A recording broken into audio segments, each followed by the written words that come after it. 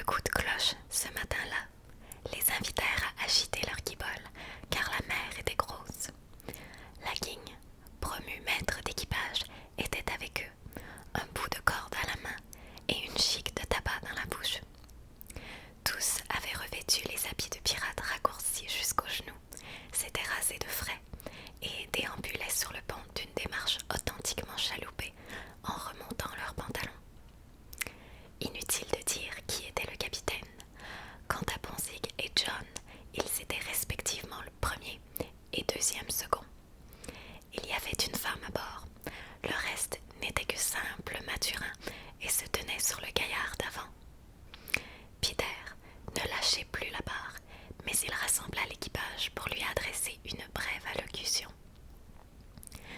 Il espérait que tous feraient leur devoir, comme de vaillants petits gars, mais il ne se cachait pas qu'ils étaient le rebut de Rio et de la côte de l'Or, et les prévint que s'ils essayaient de le mordre, il les déchirerait sans pitié. Ce langage rude alla droit au cœur des matelots, qui l'acclamèrent vigoureusement.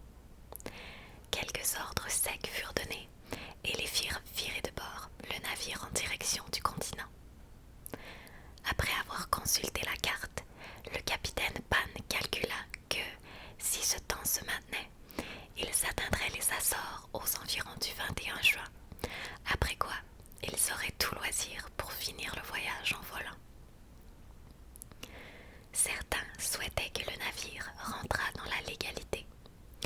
D'autres voulaient qu'il reste un bateau pirate, mais le capitaine les traitait comme des chiens et ils n'osaient lui exprimer leurs vœux, pas même par pétition. Il était plus sûr de s'en tenir à une stricte obéissance. La plume eut droit à une douzaine de coups de fouet pour avoir eu l'air perplexe alors qu'on lui ordonnait de relever la sonde.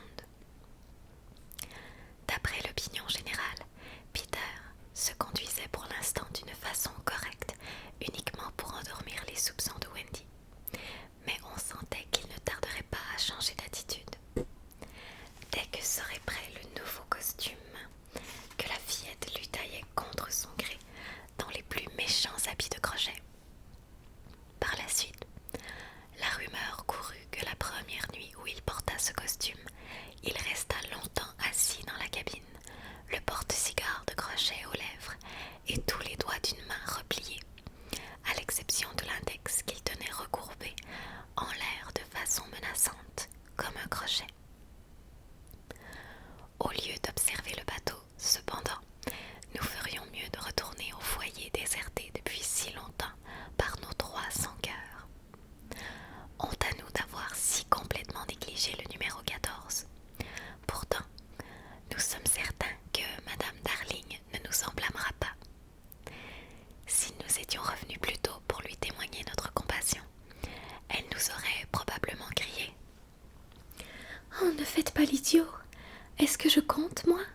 Retournez là-bas et ayez l'œil sur les enfants. » Aussi longtemps que les mères se conduiront ainsi, leurs enfants en profiteront, et elles ne peuvent que s'y résigner. Aussi nous aventurons-nous dans cette chambre familière, uniquement parce que ses occupants légaux sont déjà sur le chemin du retour. Nous les devançons simplement pour nous assurer que les lits sont tout prêts et que Monsieur et Madame Darling n'ont pas l'intention de sortir le soir. Nous ne sommes rien de plus que des serviteurs. Mais, enfin, pourquoi les lits seraient-ils tous prêts alors que leurs propriétaires les ont quittés avec une si ingrate précipitation?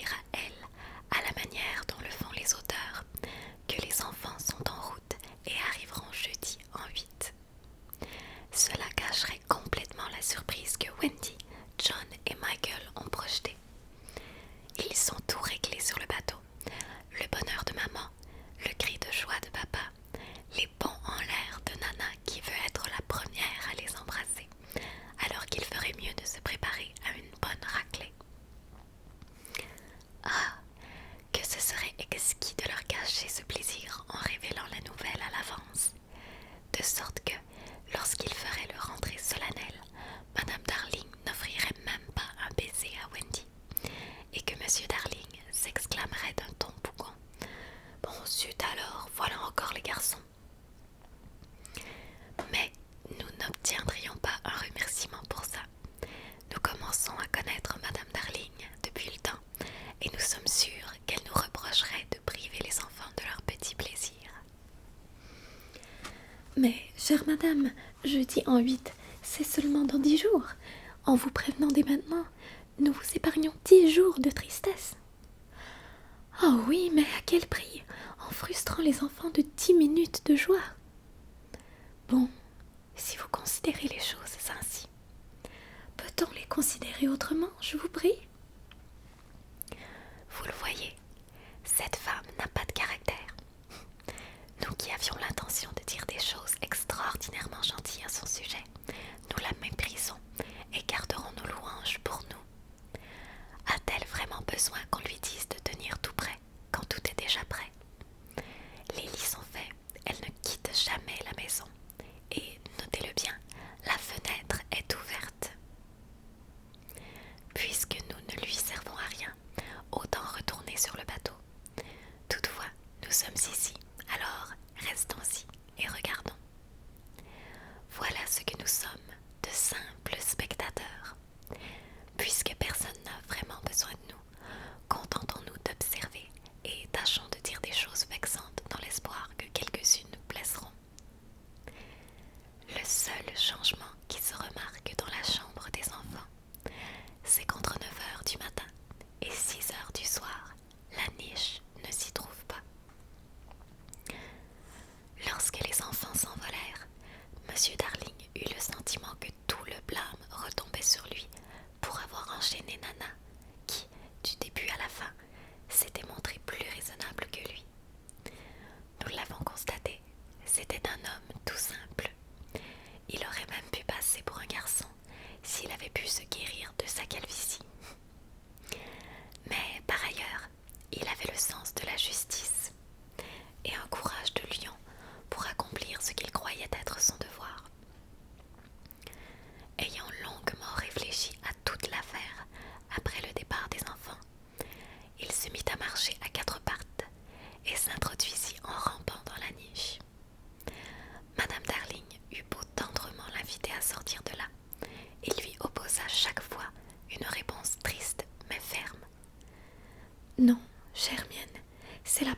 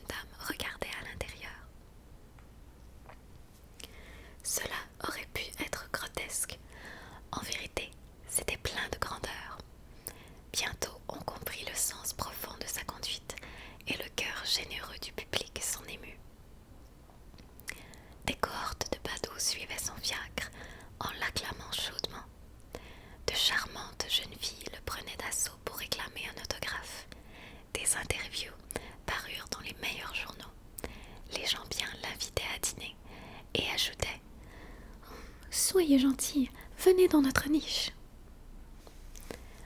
Au cours de cette semaine si fertile en événements, Madame Darling attendait le retour de Georges, assise dans la chambre des enfants. Elle, autrefois si guillerette, en eût dit la tristesse en personne. Toute sa gaieté s'était évanouie du fait de la perte de ses enfants, et nous ne nous sentons plus la force de l'accabler de nos sarcasmes. Si elle aimait trop ces fichus gamins, après tout, pouvait-elle s'en empêcher? Regardez-la, elle s'est endormie sur sa chaise. Le coin de sa bouche, la première chose que l'on regarde, est presque flétrie. Sa main étreint nerveusement son cœur, comme s'il lui faisait mal. Certains préfèrent Peter, d'autres Wendy. Nous, c'est elle que nous préférons. Supposons que, pour lui faire plaisir, nous lui murmurions dans son sommeil que les moutards vont bientôt revenir. Ils ne sont plus qu'à quelques kilomètres de la fenêtre maintenant, et ils volent ferme, mais nous ne le dirons pas. Nous murmurerons seulement qu'ils sont en route. Rien que cela. Dommage, nous n'aurions pas dû, car Madame Darling a sursauté, appelant ses enfants par leur nom, et il n'y a personne dans la pièce, sauf Nana. « Oh, Nana, j'ai rêvé que mes chéris étaient de retour. » Nana a les yeux embués de larmes. Tout ce qu'elle peut faire, c'est de poser gentiment la patte sur les genoux de sa maîtresse. À ce moment arrive la niche. Monsieur Darling passe la tête au dehors pour embrasser sa femme. Son visage est plus las que naguère, mais son expression est plus douce. Il tend son chapeau à Liza, qui le prend avec mépris. Cette fille n'a aucune imagination. Elle est incapable de comprendre les motifs d'un tel homme. Au dehors, la foule qui a accompagné le fiacre jusqu'à la porte continue de pousser des acclamations. Naturellement, Monsieur Darling ne peut y rester insensible. « Écoutez, dit-il, c'est tout de même réconfortant. Rien que des garnements, » raille Liza. « Il y avait aussi quelques grandes personnes aujourd'hui, » assure-t-il en rougissant. Liza hausse les épaules, mais Monsieur Darling n'a pas un mot de reproche. Ses succès mondains n'ont pas gâté son caractère, ils l'ont adouci. Pour le moment, il est assis moitié dans la niche, moitié au dehors, et parle de ses succès avec sa femme. Il lui presse la main pour la rassurer, car elle craint que cela ne lui ait tourné la tête. « Comme j'ai été faible, » soupire-t-il. « Oh mon Dieu, comme j'ai été faible. »« Et maintenant, Georges, demande-t-elle timidement. Tu es toujours aussi plein de remords, n'est-ce pas ? Toujours autant, ma chérie. Juge de mon expiation, vivre dans une niche. » C'est bien une expiation, Georges. Tu es sûr que tu n'en tires pas une certaine satisfaction ? Mon amour. Madame Darling lui demande vivement pardon. Et comme il sent qu'il s'assoupit, il se couche en rond dans la niche. Joue-moi quelque chose pour m'endormir, s'il te plaît, la prie-t-il. Madame Darling se dirige vers le piano qui se trouve à côté dans la salle de jeu. Mais son mari ajoute étourdiment: Ferme la fenêtre, je sens un courant d'air. Oh, Georges, ne me demande pas ça. La fenêtre doit toujours rester ouverte pour eux, toujours, toujours. À son tour, il lui demande pardon et elle va se mettre au piano. Il ne tarde pas à s'endormir. Et tandis qu'il dort, Wendy, John et Michael entrent en volant dans la chambre. Non, non, tel était bien le charmant programme qu'ils avaient prévu avant que nous quittions le bateau. C'est pourquoi nous l'avons écrit. Mais il a dû se passer quelque chose depuis lors, car, à leur place, ce sont Peter et Clochette qui entrent en volant. Les premiers mots de Peter expliquent tout. « Vite, Clochette !» chuchote-t-il. « Ferme la fenêtre, mets la barre. »« Très bien. Il nous faudra repartir par la porte, et quand Wendy arrivera, elle croira que sa mère ne veut plus d'elle, et elle sera obligée de s'en retourner avec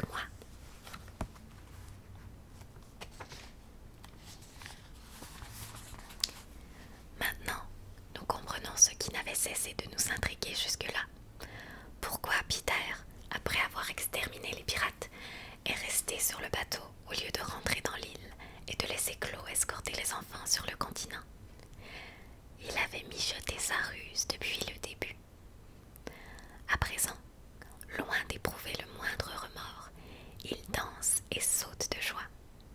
Puis, il jette un coup d'œil furtif dans l'autre pièce pour voir qui est en train de jouer. « C'est la maman de Wendy !» souffle-t-il à clochette.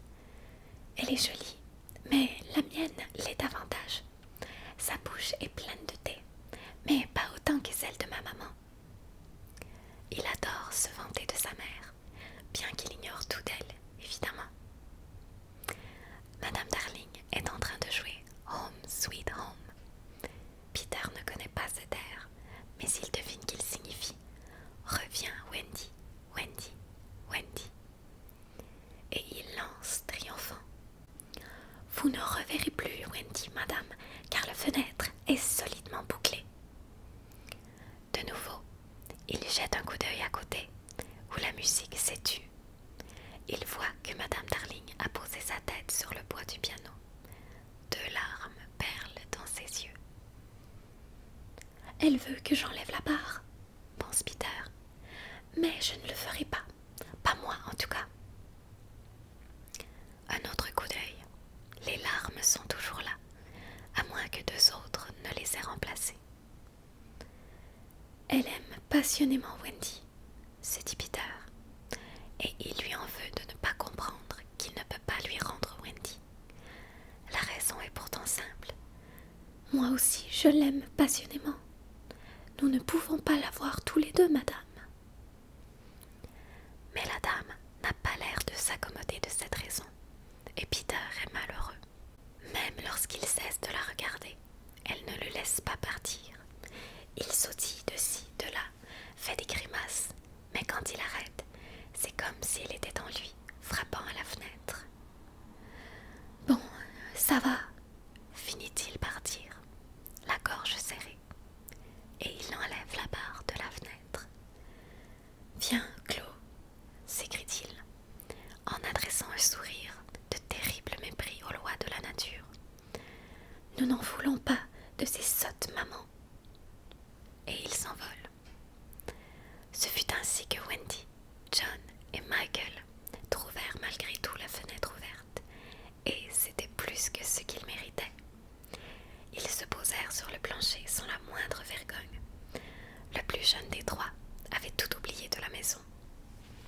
« John, » dit-il en regardant autour de lui d'un air de doute, « il me semble que je suis déjà venu ici. »« Évidemment, Nico, voilà ton bon vieux lit. »« Mon lit ?» dit Michael, sans conviction. « Oh !» s'écria John, « la niche !» Et il se précipita pour regarder à l'intérieur. « Peut-être Nana est-elle dedans ?»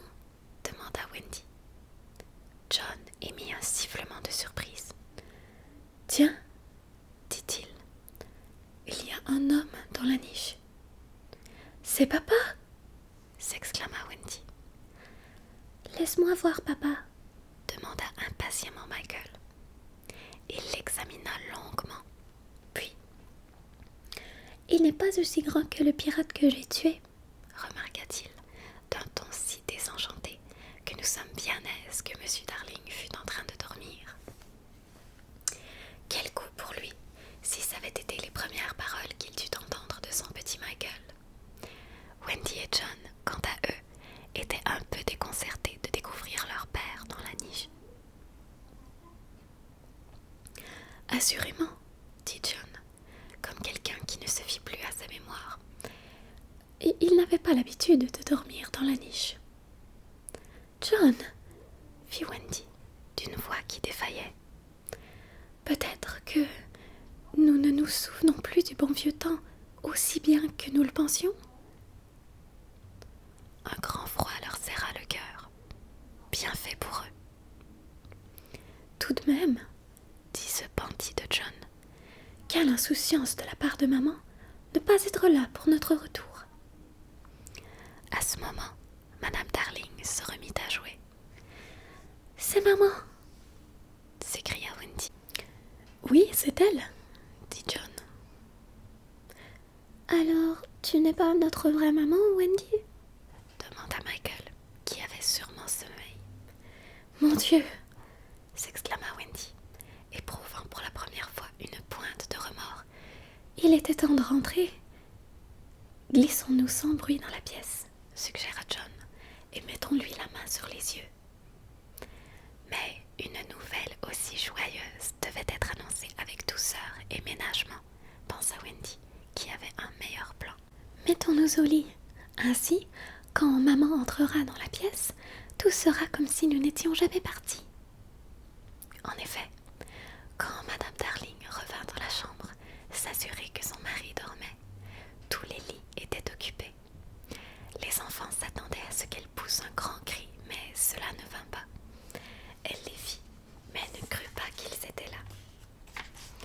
Elle les avait vus si souvent dans leur lit, en rêve, qu'elle crut tout simplement que son rêve revenait la hanter. Elle s'assit dans la chaise près du feu, où elle les avait si souvent bercés dans ses bras. Ils ne comprenaient plus, et la peur les étreignit tous trois. « Maman !» cria Wendy. « C'est Wendy !» dit-elle, toujours persuadée que c'était le rêve. « Maman !»« C'est John !» dit-elle. « Maman !» cria Michael. Il la reconnaissait à présent. « C'est Michael !»